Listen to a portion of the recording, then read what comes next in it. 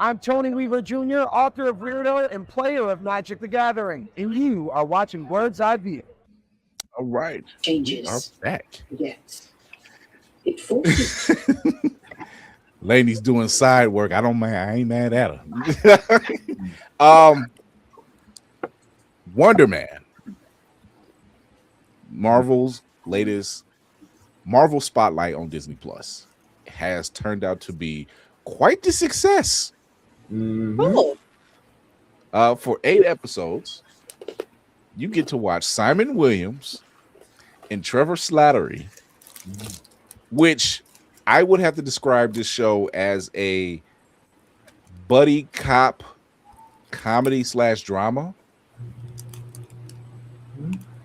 I wouldn't say buddy cop. I would say it's kind of like Perfect Strangers. Yeah, thank you. Yeah, okay, Thank yes. you. I was Yeah, gonna say. I was gonna say that, and just it's a very unusual way to introduce a Marvel hero and not make his powers the main part of the story. I actually loved that. I didn't expect to have something involved like that, but as the story was going on, I said, I don't even think I care to know how the power set came, at least by MCU standards. Just watching this character growth. That in itself, I've watched this show 3 times already because there are nuances that I'm picking up. There are certain emotional beats that I'm looking into, camera work, you know, because somebody pointed something out when it comes to the camera work, and I said, oh God, like in the first 2 episodes, you actually, if you pay attention, you see it.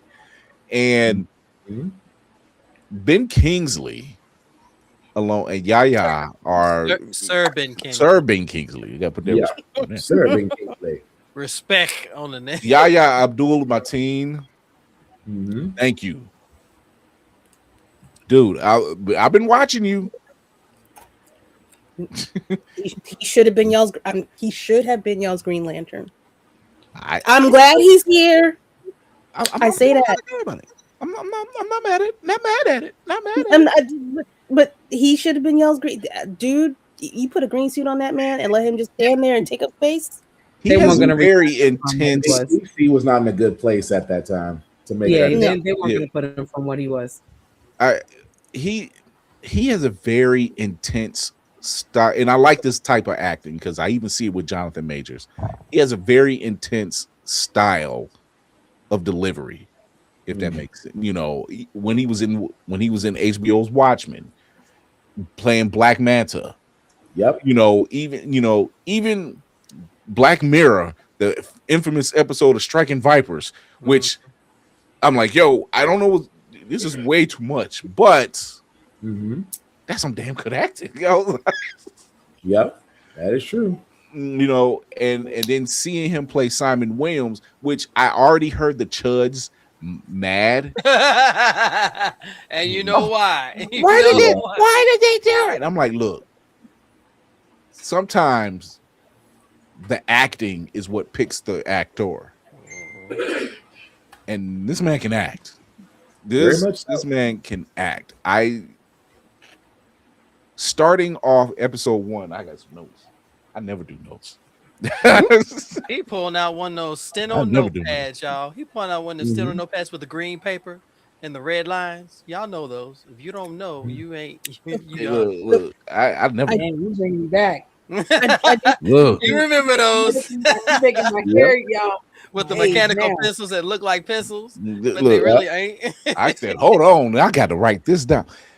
So, episode 1 starts off with him with Simon getting a role on American Horror Story, and it's a very short-lived role, and then it becomes even shorter because he's. Some people would say he's talking too much, which he is to a degree, but he's letting his creative side take over too much. They didn't. He's talking too much. Yeah. No, they didn't like the educated black man because he was doing it in a way that was actually schooling them. It wasn't just even the creative part. It's like, sir, you are not creative control. Like someone pointed this out. I forgot which. Larry Bear, what's going on? What up, man? I forgot which actor said it. They were like, that first scene, you're not the director, dude. You're not the guy with the clout. Dude, even though he was right with what he was saying, I'm like, no, it kind of makes sense. But wait, that's cool. But we already spent months in whatever making up all of these plans, from the writing, editing on the writing. Her sound just You're underwater. Kira. You're underwater. There you go. Now you're back. There you go. Okay, go back to your The explanation. microphone ghost picks his victims at random. You have to take into consideration the months of editing just in the writing room alone. You have to take into account that all of these people that are on this set right now are getting paid by the hour, if not by the day. I'm not reblocking cameras for you. I am not changing the lighting. I am not taking out props and changing the entire scene in order to make you feel better about your 2-minute character. Please, sir, lay down and die so we can go on to the next scene. Do your part. And honestly, and while he was making a lot of educated suggestions, who's to say that that's not the direction they were going for? He talked himself out of the fucking job. He did. They could have killed him and had him come back. They could have killed him off and said, "Oh, magic, back." But he didn't do the role. It's like, bruh, say the lines, get paid, leave. No, but I can honestly say, watching it back, you're just like, except for the one line when he's talking about a particular book, he's like, he wouldn't pack this book. I'm like, dude, let it go. That ain't it. Stop. He just wouldn't let it go. Too far. That like they already the casting director is already giving you the side eye. And the lighting side didn't help. He's like, it won't take us long to put that light over here. Like 5 minutes tops. The director was like, "Who asked you? I'm still getting paid." Yeah. Right. And the crazy thing Kevin Crew was like, look, we union. We get paid either way. Yeah. And the crazy thing is, as creatives, we all deal with that. We tend to like, okay, if I do this and I do this, I need to have this done. I need to do this. We end up at times talking ourselves out of what we're trying to do. Mm-hmm. You know, because you want it to be perfect. You want it to be just right. You want it to be right on the nose to do this and do this.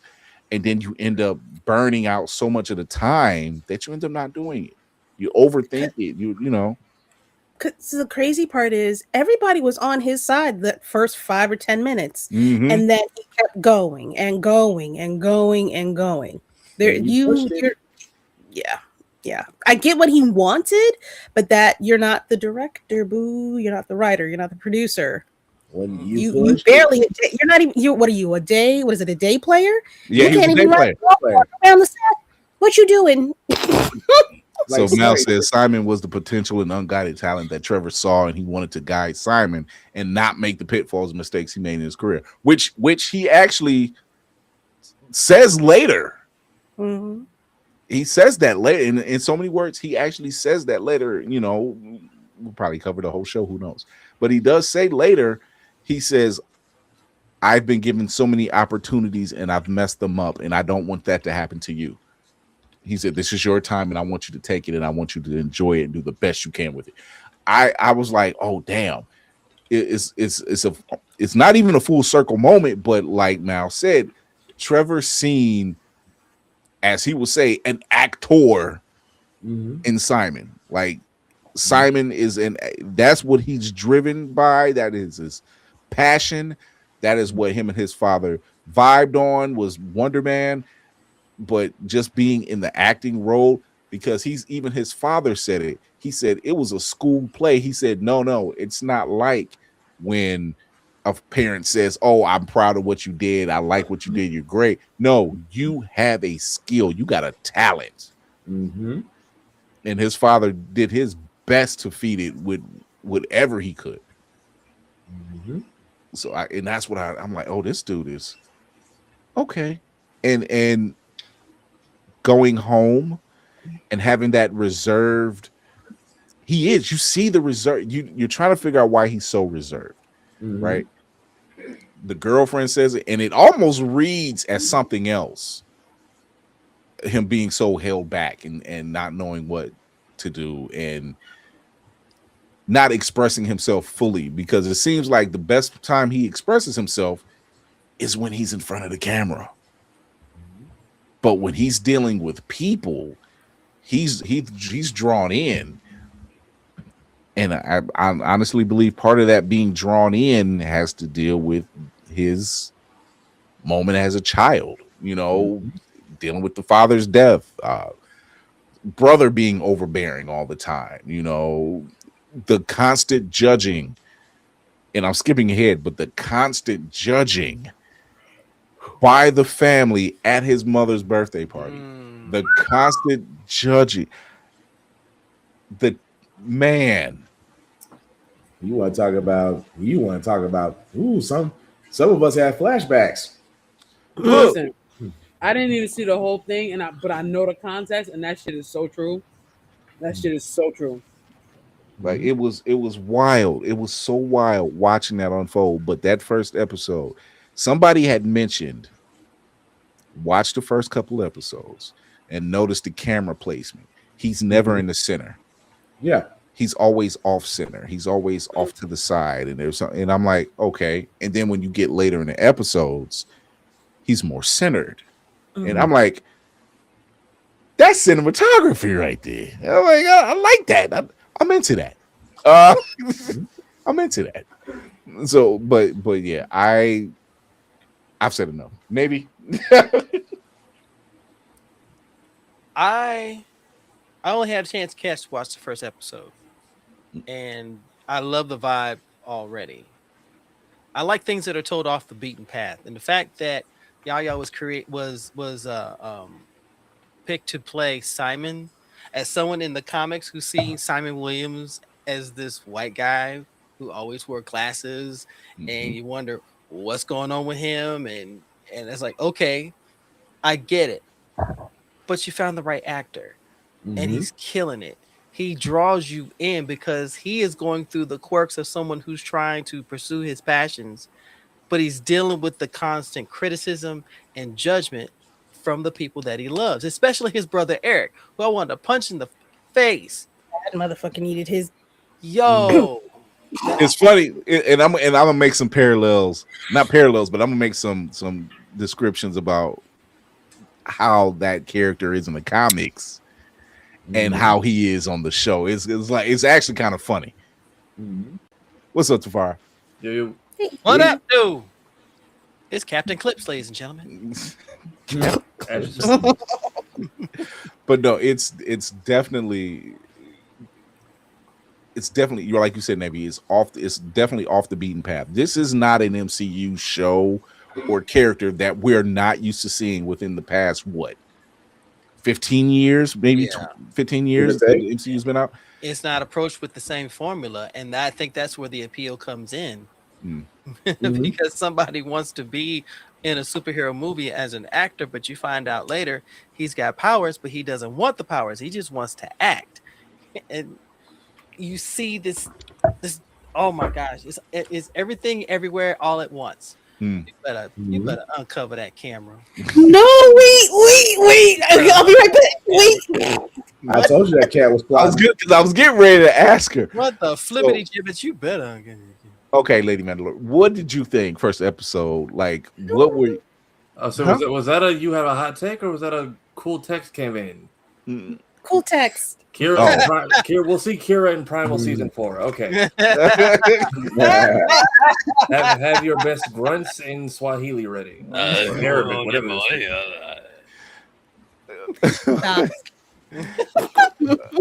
So, Kira, I don't know if you watched all of it, but yeah.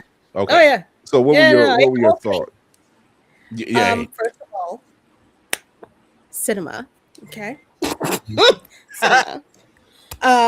I was enraptured, ensnared, captivated, held at bay by the storyline, the execution of the story, and with which they tried to take all other elements outside of the Simon Williams Wonder Man universe and sprinkled them throughout. I thought it was very well done. I am glad they did not overwhelm everybody's senses. I'm glad they cut back on the, oh, we're going to get serious, but ha ha ha ha, we're fucking with you type shit. Yeah. In the MCU. Except for the Chamoy boys. Okay, wait. I didn't know. Wait, first of all, do you know that those are real fucking things? Do you know that there is a taco spot, a birria taco spot that makes them? Near me. C'est moi. I am going to be some send us some peach rings. Yeah. And some mandarins. No, not orange. I don't like citrus. But no, it was. What did I like about the first episode?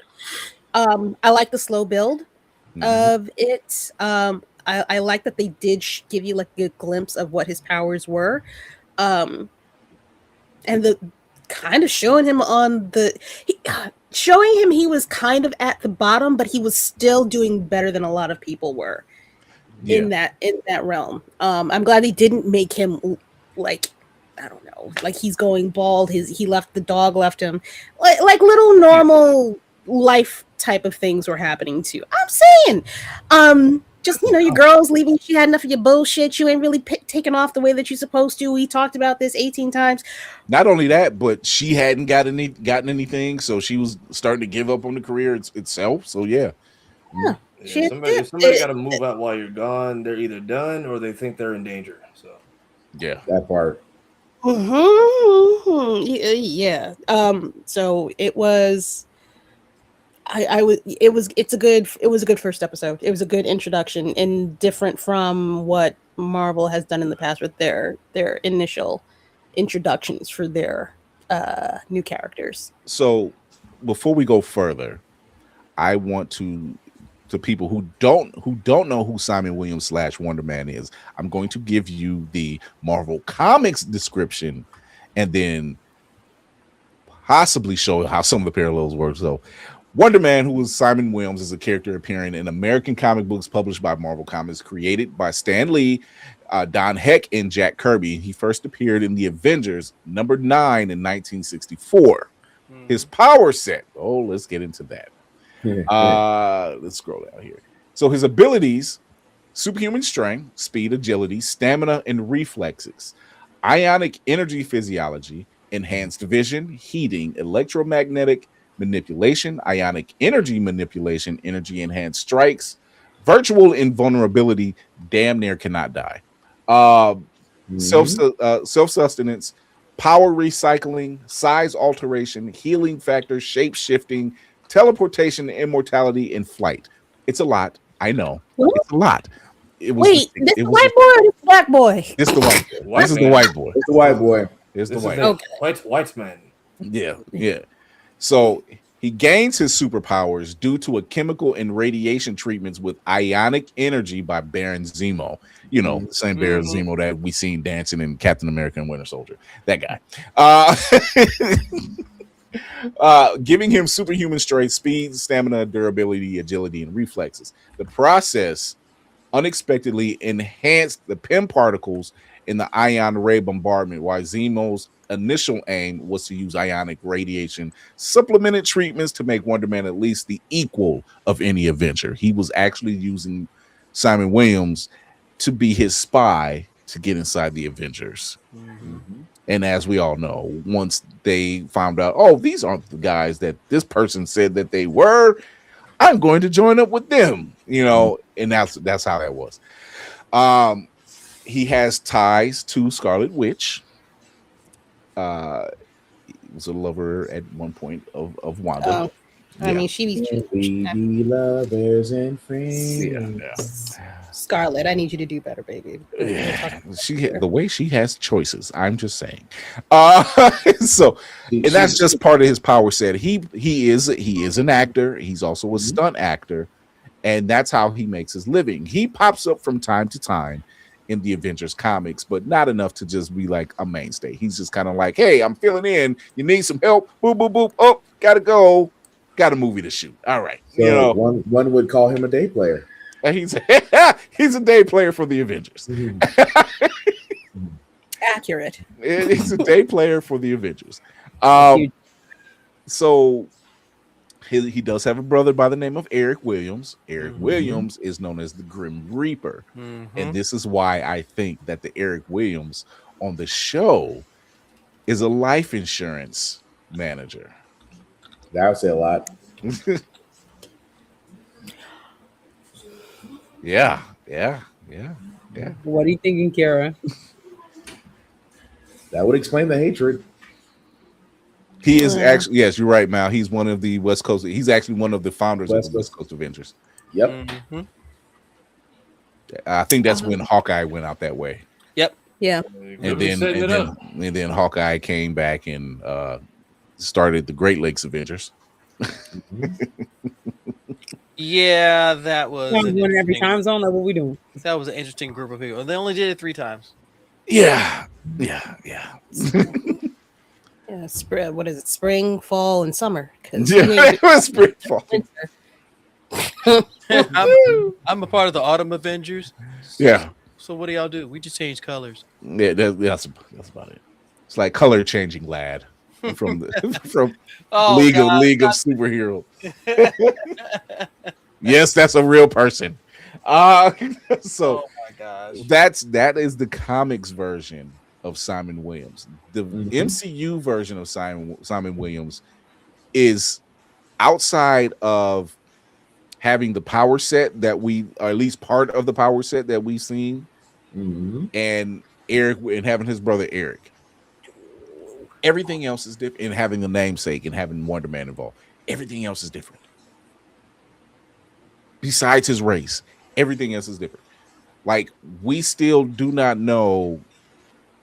We there's a possible understanding that Simon's powers were not given to him in a sense of science. That he very well could be a mutant. If you look, some of the writing is kind of there on the wall. Like, and they keep talking about a couple of scenes kind of led to where it might have been an emergence. Yeah, because as if you know anything about mutants, they power sets normally kick in by adolescence, like 13 to 16 years old. It's always a traumatic event that kicks it off. And this is a traumatic event that happened, which was a kitchen fire. We don't know said details of said kitchen fire, but his clothes were burnt. However, he was not, as they showed. He was untouched. I was confused by the nurse kind of being in on it during the conversation. That threw me off a little bit. Yeah. There's a very, I hate that they're the town that they stay in is considered like Cleveland. And I said, hey, we not all bad. Now, like, wait a minute. But what there's certain things that's saying Bama says mutate. Maybe only if it all depends, because there's no mention of anything else. We don't know if the kitchen fire helped kick off the ability. We don't know if the kitchen fire started because of the ability, but they didn't. Oh no, go ahead. No, but we just know the ability was present during the kitchen fire. That's all we know. And the porta potty incident, and then the incident on the rookie. Yep. That's all we know. It's the way she leans in when his mom is there and she goes, "It was the stove, right?" And I'm like, what do you know that we don't all of a sudden? Or what has happened? How many people have come into this office that you've had to cover for? Or are they already skulking around? That's what makes me think that the whole idea of mutants was being suppressed at the time. Yes. Like, it was kind of like, it was like understood, but at the same time, it's like, it's kind of a hint at black people. Like, I don't mean to make it sound like that, but it's like the first thing I got from that was, you ain't the first black kid. That's what it was giving. Like that look she gave was like, I've done this before. Lie to me and your mother so we don't get in trouble. And I'm just like, are we about to go full Tuskegee Gravedigger like Black Light tonight? Because that's what it's. But between that and Roxxon Chemicals just dumping their shit in places. Which I mean, we had a whole Miles Morales game about that, right? But it goes to show you already they don't spend a lot of time. They mention fire quite a few times, but they don't spend a lot of time talking about what, when, and how. They sprinkle in between. They sprinkling in between. His brother Eric has this almost this level of this kid always messing up type of energy. Like Eric is giving middle child energy. Right, for the oldest sibling, man, you got some real hate in your heart. You couldn't just let my mom enjoy her birthday gift. You had to make a scene in front of everybody. He made the scene. He made the scene. I'm like, for you to be the oldest, you stay more hate like a middle child. Just like, oh, you always take up for him. And I'm like, God dang, son. And even then, we kids, why are you more mad about the stove than me? Like we've had over a decade and a half to get over this. You mad about the stove, nigga? Like, what's going on? I'm fine. I'm fine, by the way. Thanks for asking. Like, yeah. And then like he had to fight at school because his father, who is coming off as a very loving, caring, attentive father, as I stated earlier, that he was talking about, like, no, you have a talent, you have a skill set. By the way, Chad, you got some things coming your way, so don't worry about that.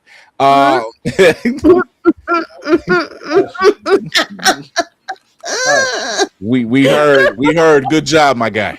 Like cotton. Like cotton. Had to tell him to hush. Like, hush now.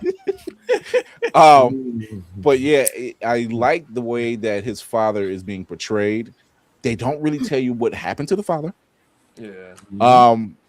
But I like how his father is being portrayed towards him as loving, he's attentive, and he's encouraging, you know, we don't get a lot of those on shows as much as we should.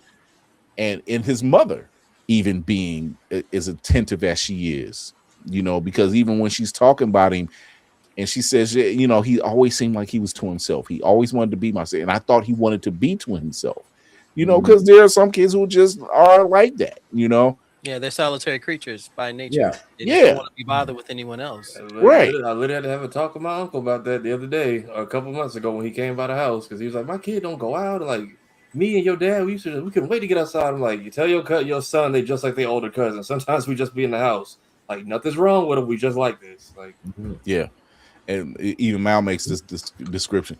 Damage Control has him on the radar since he was a kid, so they may already be looking for other supers, especially. That's what I was thinking. I'm like, was it always Damage Control? Did they possibly have a different name back in the day? Because they've been running around since Homecoming, Spider-Man Homecoming. But if he's a teenager, this has to be the 90s, potentially 80s, where Simon is. Getting when he's getting the checkup at the doctor, because the way that when the doctor or the nurse shoots him that look, it was like, say it was the stove. Like, she knows something we don't, and either they've been in there skulking through records or somebody done already got caught. Oh, it's definitely present time, because the movie his dad takes him to was Wonder Man from the 80s. Yeah, so that was when he was a kid. So it's definitely present time. It's just, is it happening in that window of when Damage Control starts popping up? Of course, they weren't just in New York, you know, because they've had damage happening out there in California, thanks to Tony Stark, you know, telling the Mandarin, come find me.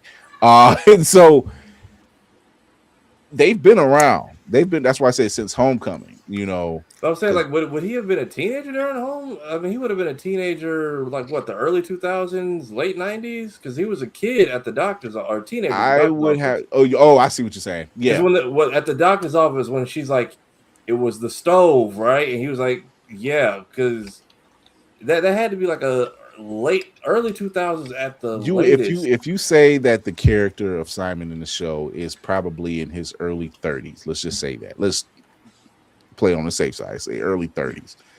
And he's about 13 when that incident happens. That would take that back. What? We're 2025. We'll just say 2025. So 2005 sounds about that sounds about right. About 20 years, yeah. That sounds about right. And Homecoming was when? It's like 2016. Technically takes place right after the first Avengers, so like 2012. So 2012. So the window's closed. The window's closed. So we say like, okay, 05 when that happened, he may not have been on the radar yet, but there may have been a version of Damage Control that was around that just wasn't televised, or I should say, known to the public as possibly like clocking incidents and taking anybody who might be causing them. Yeah, because the alien invasion didn't happen till like 2012. What you got, Kira? Is this how we get to the God, when they what is the name of that series? They were against mutants. What the hell is the name of the organization? Friends of Humanity, or as I like to call them, fuck out of here. But as Tafari was talking, I was like, I thought about one Office for National Emergency. That was around that same time before Department of the Damage Control transitioned to that, and it's around the same time as Simon Williams, because one wasn't as big as Department of Damage Control. Yeah, Damage Control wasn't a major thing until, like I said, like after 2012, after the Chitauri invasion. That's when they decide, all right, this is what we have to do because of all this damage. and they Mal hit the nail on his Shield and Sword were around that time too. So and I feel like they're getting snippy now with Tony gone and Pepper, I guess, just missing. And Fury being off planet. I guess everybody's just acting a fool right now because this is usually all Shield territory. No one's doing anything. So now we got, and we still don't know who's president right now. So we could either get a Trask, a Gyrick, or a Kelly. Pretty much. Or who's Scroll.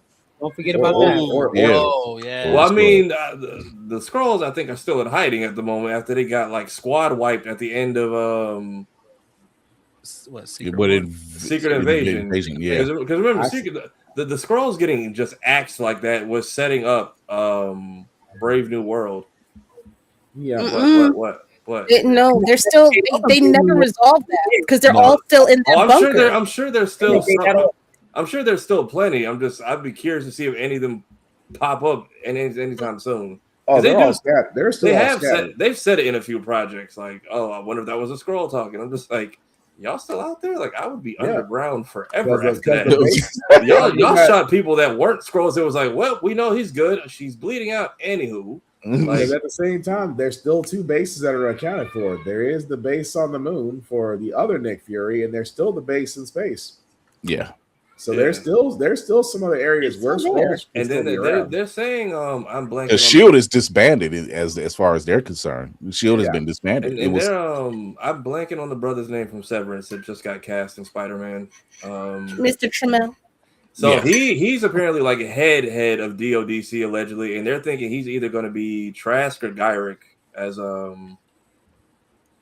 which is such a weird thing. But we see it. Yeah, there's no less than two evils.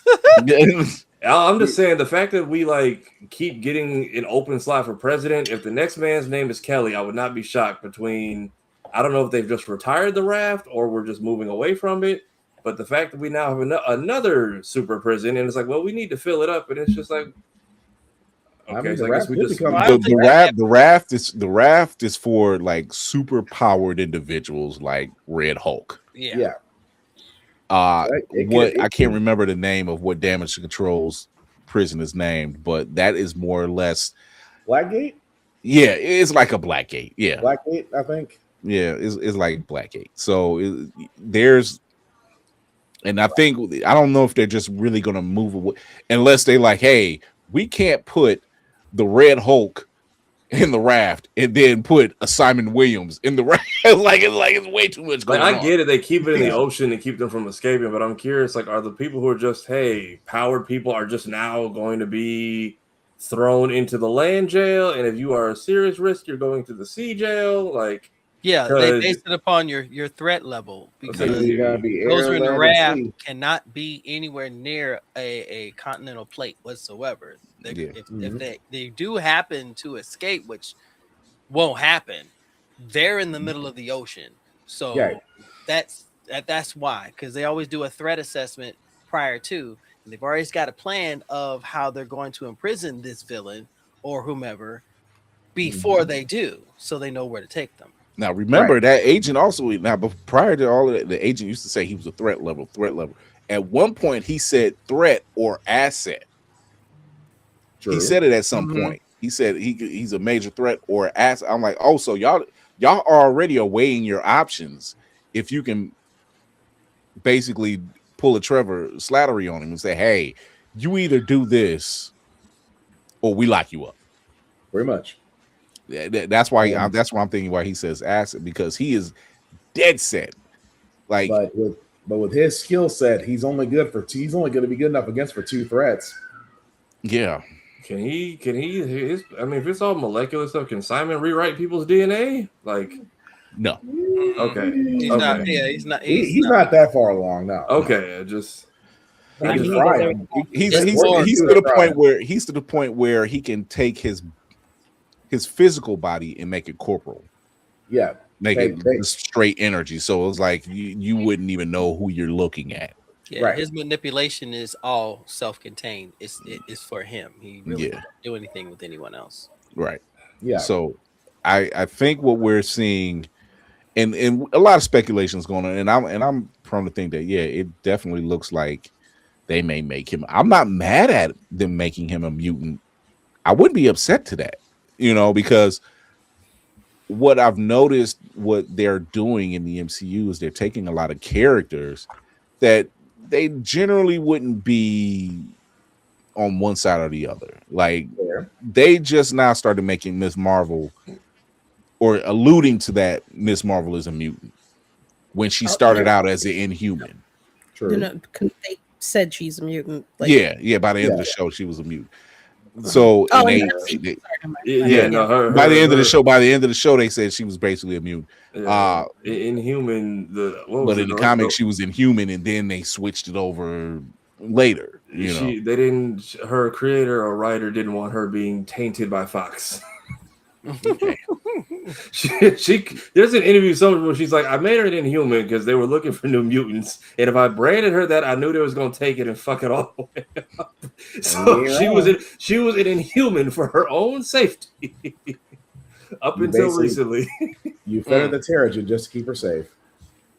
So I think they're gonna make some. It just looks like something. You're underwater, Captain.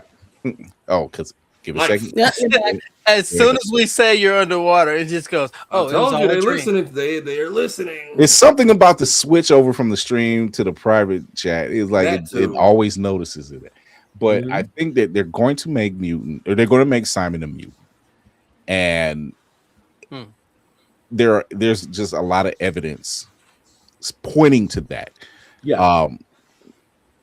Back to the relationships between Simon and Trevor. I like that. It's once again, Simon's getting that I don't want to say father figure, but he's getting that brother that he never had. He's getting the brother in Trevor that he didn't get out of Eric. Fair. His own brother is just, and they will ask you in front of everybody, who is this white man you brought to our house? Oh man, episode 3 should. They did not have to front that man out like that. Episode 3 should just be called stereotypical Caribbean gaslighting, because it really was. Because in real talk, like even though Trevor was sent there with the wire and everything else, he didn't like how the neighbors. How certain cousins, he did not like how they were talking about Simon. Yeah. He just did not care for it. Then one neighbor was just like, oh yeah, Simon and my child used to play together all the time. And then she turns around and says, I didn't really care for something. I'm like, God, he was a kid.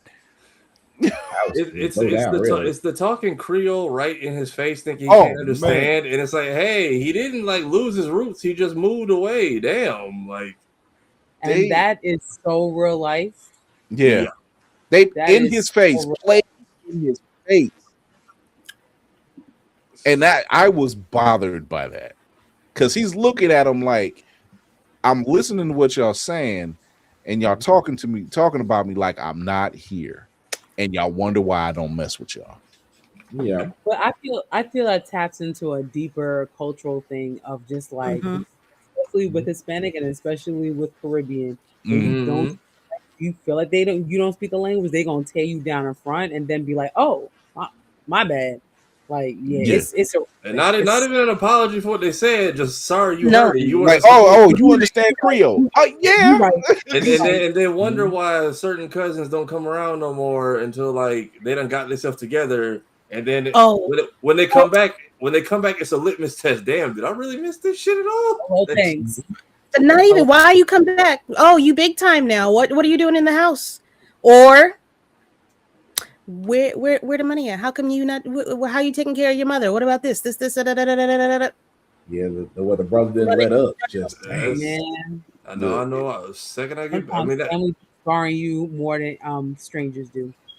Man, that's. I think we all related to that a little bit because and even when people weren't saying anything, the glances he was getting.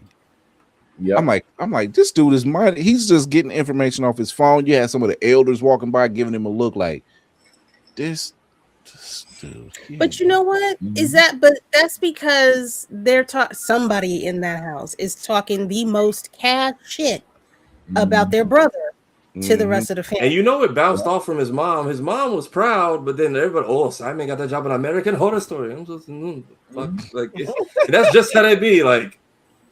Oh, what'd you do? You know, casting, acting. Yeah, that sounds like too much work. I'm not doing all that. I'm like, what you asked me for then? Like, and that was kind of my family when we moved to Texas. It was like, damn, we didn't like abandon y'all. We left. No one said y'all couldn't have like Christmas and New Year's and Thanksgivings. We just wasn't gonna be there for it. See, even Bama said it. He was like, yeah, they talked bad about him. Bama said that, you know. Yes. And like now said, I've been there. Like the majority of the black community knows there is some level. I don't even think it's that intense like it was for Simon, but there is some level of there's always going to be that gossip. There's going to be that gossip. Definitely going to be that gossip. But it's that level of just talking behind their back in your face. Like it's always going to be that one family member. Sometimes it might be all of them. It'll be every aunt, uncle, and auntie in the room, and then wonder why nobody it was aunts, uncles, it's usually the one you neighbors. Expect, though. It's usually the one you least expect. Yeah, like the way the neighbor was like, and I think she was the first one I noticed that said something, but I was catching the glances like when he was on his phone talking to, I think it was Janelle. Yeah, Janelle. Yeah, he was texting Janelle. And he was so overbearing, and I understand why, because he's worried about like, hey, did I get the call back? Did I get the call back? She's like, hey, my dude, calm down, chill. When I find out, you find out. And but while he's trying to get that information, is an older black guy walking by, and he gave him like a double look, like, what are you doing here? You know, and like you said, Lady Mandalore, it was like it's that somebody talking cash shit about their people to everybody else. And even when he does open up, like my wife thought it was weird at first when they're singing the mother happy birthday, and he didn't have that smile on his face. I'm like, he is in a room full of people and still alone.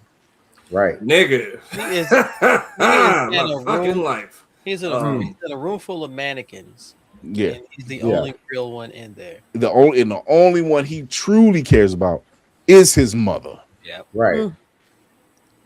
Everybody else is like, she was a diamond in the rough, because sometimes that'll be the first one to turn on you publicly. Like and she held him down no matter what, and I think it's partially because she knew something was different about her son. But still, it's her son, and she wasn't about to snide him or treat him any different. That's why when she was telling that story to Trevor about how he hurt his knee one time and everything else, he demanded I kiss it, and and he was like, and he just said, "I love you thank you for loving me, mommy." And And she said, I hadn't heard that. You know, and I'm like, yeah, because he's a reserved child. He was reserved because we don't know when that happened. Right. You know, we don't know at that moment if he scraped his knee. This was obviously before the kitchen fire. So he was reserved before car with his father and brother. He's reserved even then. But it takes his father to be like, hey, that cough don't sound too good, do it? Yeah, I think you need to set that one out. I need to just set school out for today. Mm-hmm. You know, his father would bring that out of it. You know, he was like, no, we're bonding. I get it. What happened to you? He said, yeah, you hurt them and they got suspended too. And it is what it is. But hey, let's go to the movie. Because they was messing with you. It wasn't your fault. Mal says, I bet Simon's brother was jealous of the relationship that Simon had it with his father and how his father encouraged Simon to follow his dream. I bet. I bet. That might explain the villain arc. And I'm trying to like figure out, like, is his mom that stereotypical, like, we should all get along, but don't call out any of the nonsense that's causing us not to, or is she just trying to keep his powers in check? Because she was still taking it a little too light on his brother, like knowing that he's basically been antagonizing him all damn day. Then when they get in the house, speaking a little bit of Creole, like, we ain't got to do this right now. I'm like, where was that the rest of today? Because now there goes your brand new kitchen again. Yeah. Fuck your friend. And you noticed who got mad. She didn't. Right. He did.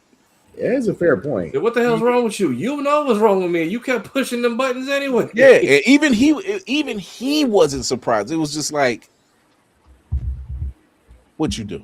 What you do? It's the life insurance policy. Go cash another one and buy another fridge, bitch. Like, dang. So it's definitely, and now as you see, we're pointing out everything outside the power set. It's this character's. It's the character. Yeah, It's they're giving great foundation to like the character instead of just diving into the shit because you think 90% of your audience is going to know about them. Yeah. But in that while though that we could sit there and the entire time, because a lot of people are worried about how this show is going to be written, and the powers are the back seat to it all. Yeah. You are more focused on Simon Williams as a person and the light that he's about. And his powers are literally the backseat rider. Mm-hmm. And they come out sporadically. Yeah. That what, the last 30 seconds? Yeah. Of the season. Of the season that they show up. The genius in the writing is that you see this man as someone who is fractured, but still pushing forward to persevere. The criticism, the bullying, the downplaying, the everything that a lot of us have gone through in our lives with our families on any level, whether it's on one side or both sides. And you can identify with that struggle. And when you see that, you're like, wow, that was me at one point. And all of us who are Blerds, that was us at one point in our lives, no matter if it was related or otherwise. Mm-hmm. It's true. It's very much the story of him stepping into his power on a multitude of levels. Mm-hmm. Yes. Mm-hmm. Yes. Like, he's kind of like he kind of has a Hulk story. Yeah. I'm being very restrained. I don't I could literally tear your world asunder, but I have to learn how to bring that shit and keep that inside, because if I don't, will the be tomorrow? I don't know.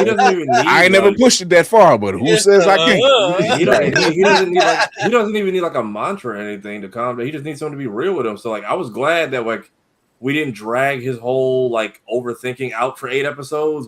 Trevor got the episode to, hey, these notes you're making, all of this shit, throw it out. You're overthinking. You're ruining your auditions. Stop. If they give you a script, stop writing 50 notes outside of the 2 lines that you have. And then we find out Trevor is, and then apparently they scam you on self tapes. Apparently, like Yeah. I didn't catch it to my second watch that she was flubbing the lines on purpose. Yeah. But also getting charged by the minute is wild. Crazy, It's yeah. true. Flipping the lines on purpose. When the agent finds, he's like, "There's a lot of self tapes on there," and the rap that Yaya is doing is actually from Zombies, which is another Disney property, you know. And I was like, "Why does that sound familiar?" Lady's face. It's like I'm like, "Oh my god!" But skipping ahead, there's a scene at the director's house that Simon and Trevor have when Simon does his monologue, and he's basically the monologue from Pretty Woman, and the director's like, well, he's like, "I'm disappointed in you." You know? I've never seen the movie, but I'm like, I feel like I know where this is from. Yeah, and see, one more time, Lainey. No, she was saying that neither one of you have seen fucking Pretty fucking Woman. Hey, look. After 20 years of parody and Family Guy, you can pretty much catch everything through the references and cutaways. I already know the story. Correct. So there's a scene where like he's like Simon is, I think this is episode 4. No, when they were at the when they're doing the audition at the callback at the house. It was the callback. It was the callback. That was the episode. It's episode 5 because 4 is doorman. After the party, they get the callback. Episode 4 is doorman. 5 they go to the house. Right. And yeah, when he giving that speech outside, get out of your own way. That scene was powerful as hell. Yep. Just because it was just these two people, and he was like, "No, you have got to get out your head. You've got to do this. Remember what I taught you. Remember what I've shown." I'm like, Trevor is seeing Simon for who he truly is. Mm-hmm. Even when they did the self-tape episode and he pulls down the curtain, he sees how the wall is all jacked up. He doesn't even question it. Because of course Simon or Trevor has been around the block. He's seen quite a few things. So he's seen a lot. Trevor, Wong, and Luis. You put those 3 in a Marvel project, and that's how you sprinkle everything around and connect the dots. Like, yeah, it was like Trevor's just like, pepperoni sounds fine. Even then, I know for a fact you are not getting your deposit back on that apartment. Like, no, man. But now with that crater in the wall. Yeah, so he's just like, yeah, if you only knew what I knew, what I've seen, what I've seen. Lots of drywall. Lots of drywall. Sir, you're fine. I've seen a dragon. So, right. So where was his little buddy? Did he leave him in He left him back in the Enchanted Forest? Yeah, he had to, because he can't have him.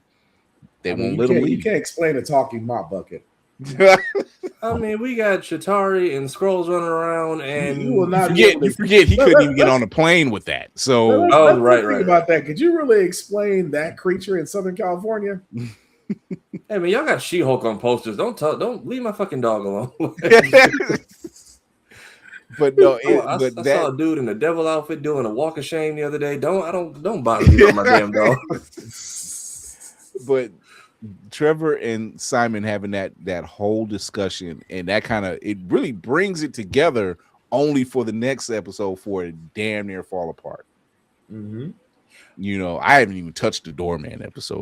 When they were doing the auditions, why were we saying, I'm blanking on the actor's name, why were we saying his full name every sentence? What was it? Joe Pentia. Joe Pantoliano. Joe Pantoliano. Oh yeah, that guy. He's like Joey Pants. Just call me Joey Pants. I was like, he was like, you suck, Joe Pantoliano. I'm like, wait a minute, why do you have to say? And Baby's Day Out sucked, and I'm like, yeah, it kind of did. The ultimate insult is to say the entire name. That's the ultimate insult. It's like a Tribe Called Quest. You say the whole thing. And then apparently he's just been one-upping Trevor for roles that Trevor was like fucking off all these years. But but was he really? Well, he said, Trevor, you came out of your like trailer saying like worms was were coming out of high. you. What? Yeah, he high was tonight, high. Yeah, so Trevor was like, I'm not saying he didn't possibly snake Trevor out of roles, but Trevor wasn't helping himself being high on drugs on set. Like, Yeah. Which he pointed out to him. He's like, bro, you was high as a kite. And Trevor's got some age on him, so I know he was around for the peak of that coke era. Look, he kept talking about seeing Cher and everybody in Shaka Khan. I'm like, oh yeah, you was at Studio 54, my guy. Yo, If you want a Hollywood Bowl, you was at them spots. Off the floor and then come up. no one told you there's still that's no doubt at all. So it's definitely, one of those moments like when you see how, and I'm like I said, I'm skipping ahead. When you see Trevor basically break down when they have that interview with the reporter from New York Times. Which y'all didn't see that coming. Like, Trevor, you should have, as good as you have been, all this stuff, you should have been had a lie ready. Like he man, but see, Simon told him, he was like, no, you don't understand. She is a character assassinator. And he was so on key and keyed up, say like, yo, I got to talk to everybody that I know. I need to talk to my mother. I need to talk to my brother. He literally forgot about him. He like my ex-girlfriend. Like, I need to talk to these people because I don't know what they told him. They talked so bad about me at the birthday party. I don't know what they said. And he was, you could see him spiraling, and only to get confirmation that nobody said a bad word about him.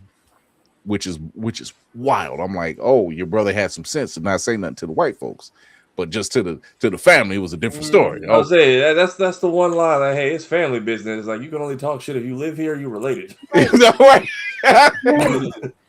I felt like that was the realest part of the show. Like, if your family ain't pure unadulterated fucking bullshit motherfuckers, we as a people don't talk about the family outside of the family. These are internal and locker room issues. Yeah.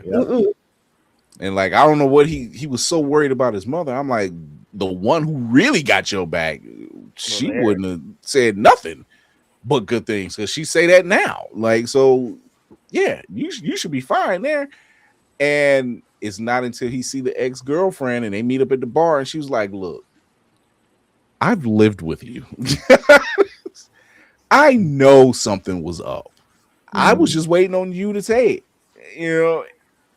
I really thought that they were gonna try to make her say some bullshit like, I thought you were gay or some bullshit. I was waiting on that. Right. I'm like, that conversation sounds so similar to that certain type of conversation. And that's what I was waiting on him to say. But she was like, no, Yeah, to Kira's point earlier, they don't hit you with the jokes you expect. There's funny in there, but it's never where you're like, oh, here comes the punchline. It's like, nope, actually, never let them know your next move. So, also, Simon, you didn't need that white woman in your life anyway. We see how that works out for MCU people. I don't know if Dr. Umar's, I don't know if that's canon, but Luke Cage and Bushmaster are proud. Look, skipping back to episode 4, Doorman. We finally get, which, if you know, the Doorman clause. And I said, for one, I appreciated being shot in black and white. This was like an episode of Atlanta, like straight up, like yeah. I dug it. I was like, okay, Josh Gad or Jay Gad, try to make that work. Why were we singing remixes of Frozen songs? What was melting? I'm like, dude, wait a minute. Wait a minute. Doorman was definitely a Black Mirror episode. It was. I said, that whole conversation at the door with Josh Gad and his people and everything else, and talking to all the people, they know him. The boss knew him. Even the boss was saying it. She was saying, so what are you going to do? Because nobody keeps this job forever. Like, they're here to get to the next thing so they can be the next big thing. And he's like, no, I love my job. But I had one problem. You see a pile of black sludge in an alleyway. Why In are you LA? touching it? Poke it with a stick, something. Like, you don't just put your like raw digits on that. Like, that was That's when you realize the writers were not thinking of us. Because if we see something like that in the middle of an alley, we are turning around and we are walking away. Like, if he had slipped and fell. You just say, lady? Yeah, go ahead, Lenny. The writers warned us, right? No, they're not. That not in that part. Not in that part. Not in that part. Like, if he slipped and fell into it and that happened, maybe. But the fact that he was just like, first off, we already in the back with trash and rats and piss in LA. What am I touching stuff on the floor for? Like, or like I dropped my phone in it by something. So, you better make it believable is what we're saying. You better go to T-Mobile and get another damn phone. And I said, now the character of Dorman in comics, really cool power set, hand-to-hand combatant, can transport anywhere. He's like Cloak from Cloak. Okay, so this isn't Cloak. Yeah. This is an actual character. Yeah, he's part of the West Coast Avengers. He's part of the Great Lakes Avengers. Yeah, which the Great Lakes Avengers power sets, when you hear them in description, they're fine, but then when you see them, you're just like, wait the hell up, hold the hell up. Like, right. You have a woman named Big Bertha. She's a supermodel who looks completely normal by Victoria's Secret standards. Who can make her body like the Blob. Yeah. That's her power set. Her power set is the Blob. That's weird. Then body you have and gravity manipulation. Body and gravity manipulation. Then you have the Immortal Man, which sounds cool until you realize he feels all that pain. Like his only ability is that he cannot die. He cannot die. He feels every bit of torture. He ain't got nothing. He has no stats outside of the fact that he just basically death doesn't want him. He's cannon fodder. Yeah. He is Captain Nobody Want Him. Yep. He's Wolverine without the cool factor. Is what he truly is. But he just can't die. He cannot die. Mr. Immortal. He cannot die. Then you have Squirrel Girl. I mean, that's leave her alone. She's not that never happened. She's really not bad. You know, she beat Doom. She knows Kung Fu thanks to Wolverine. Got an incredible win-loss record. Yeah. The only one out of the bunch, you're just like, you have the weirdest name, weirdest power set. However, it still works, right, Mr. Tippy? Somewhere in Latveria, he's like, how? I had a black man kick down my door for $200, and now this girl with a bunch of squirrels whooped my ass. I don't understand. Also, lady, you came out the shower for the black man in your apartment, but didn't hear that fucking dog barking in the next room. Like, what? White people and animals, man. Like, and that is a story in itself. Because I was just like, I blinked for a second, so I missed it the first watch, and then I saw, the dog went through him, went downstairs. But then also, why is your apartment door just open?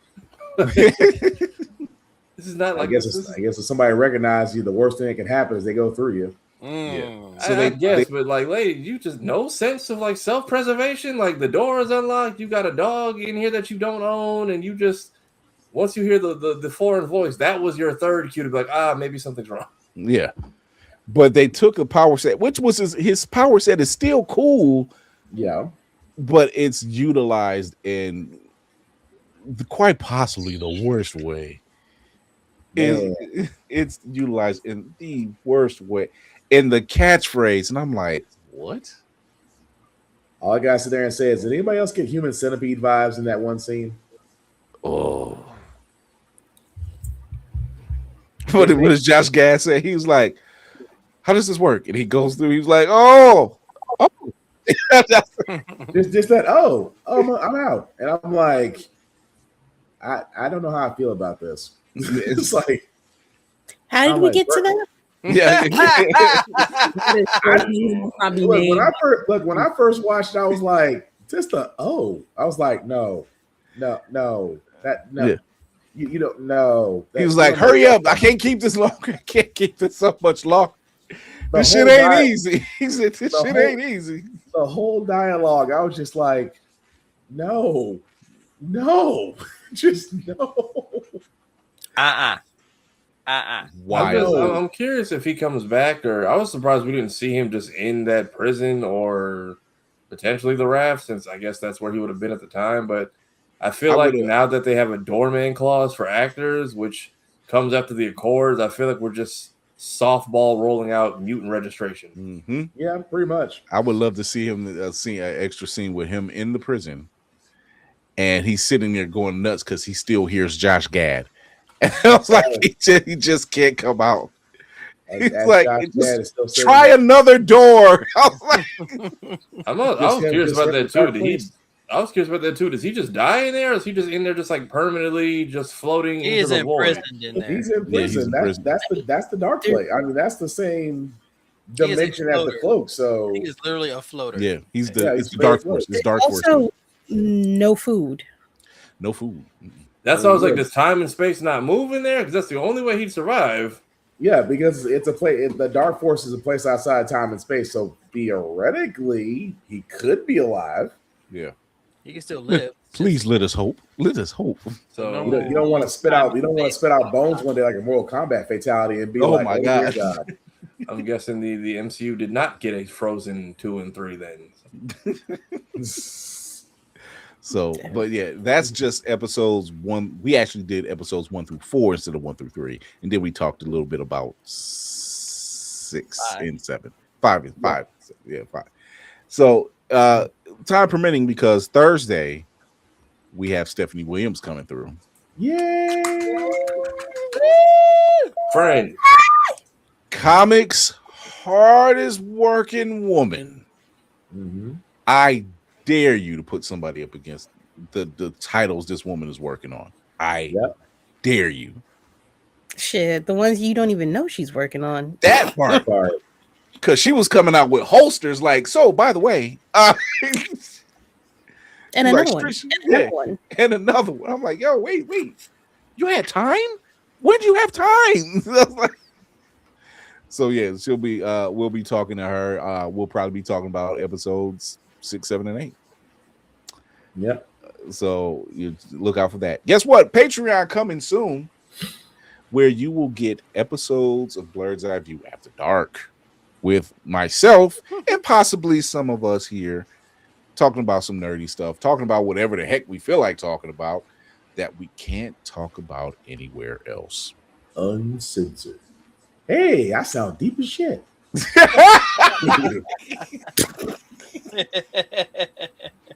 Look, when your voice is messed up and you realize you can do some shit, I was like, I sound like Chris on that. What you got, Lana? What you got? Sound deep as shit, and then the way you sound like, hey, I sound deep as shit.